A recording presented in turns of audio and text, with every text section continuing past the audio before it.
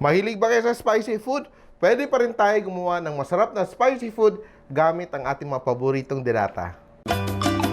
Simpol, simpol. Luto na, ha. So, dalawang recipe yung gagawin natin today. Isang beefloaf curry gamit yung canned beefloaf at isang chicken halang-halang na sobrang sikat sa Mindanao pero gagamitin natin ay corn chicken. Yan. Simulan na natin. So, what do? We just add a little bit of oil and we just saute our aromatics, no? Ano yung aromatics natin? Konting onions lang para maging malasa naman din yung sabaw natin. Ginger, kailangan ng maraming ginger. At konting garlic. Yan. So we just saute our onions, garlic, and ginger hanggang bumango siya. Importante kasi when we're doing things kasi is to be sure na makuha natin yung most flavor galing sa ingredients. And we just add water. Yan. And we wait for it to boil. In the meantime, susunod natin yung ating beefloaf curry. So, yung gagawin natin, meron akong beefloaf. Canned beefloaf lang, no? Pero ginawa ko, kiniwa ko siya halfway lengthwise and thick cuts, no? Siguro mga 1/4 of an inch to 1/2 an inch para siyang half moon shape. Then, i-dredge ko siya ng konting cornstarch before frying. Yan. So, ito siya para magkaroon lang ng konting crust ang ating beefloaf and also para mas kumapit yung sauce niya. Yung difference ng cornstarch and flour is basically yung structure ng protein structure niya.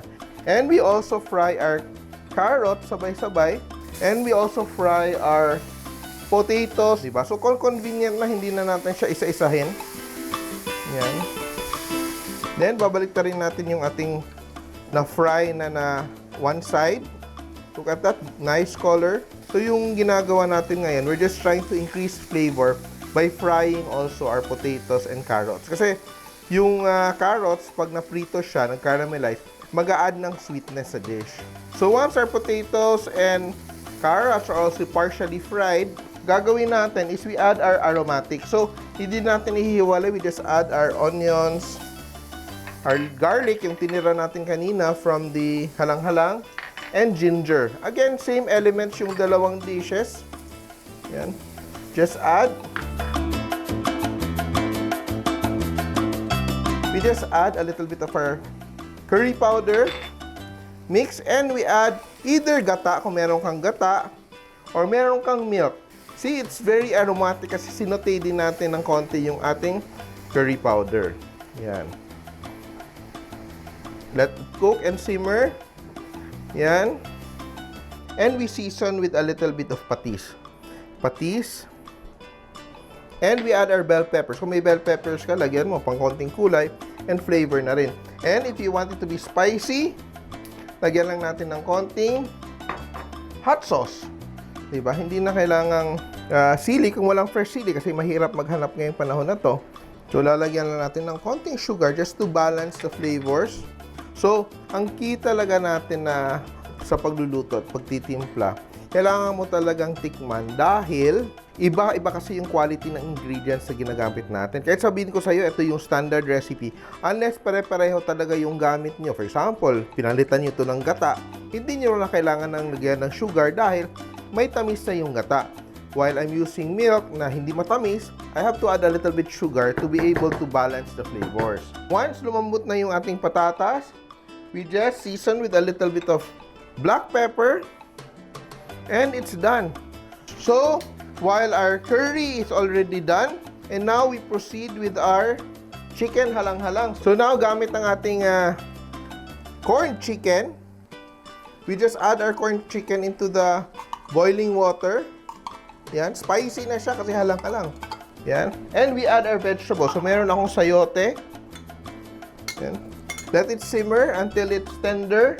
We adjust the seasoning with a little bit of patis. So, always season to taste. Just let it simmer and add some black pepper. And after simmering our sayote for a few minutes, a minute, just a minute will do. We add our cabbage, shredded cabbage. Yan. So it's so simple, and we're ready to plate our soup and our curry side by side. Let's turn off our soup. Sobrang bilis lang niya. The spicier, the better. Lots of vegetables and chicken bits. It's very healthy, very hearty. Yan. And our beef loaf curry. Yan. And here we have it.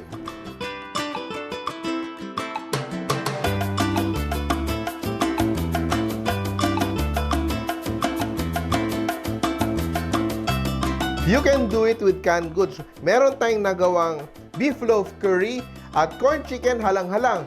Simple! Nagustuhan niyo ba ang video na to? Please share para lalong dumaming ating mga ka-simple. And don't forget to subscribe to our Facebook, YouTube, and Instagram accounts.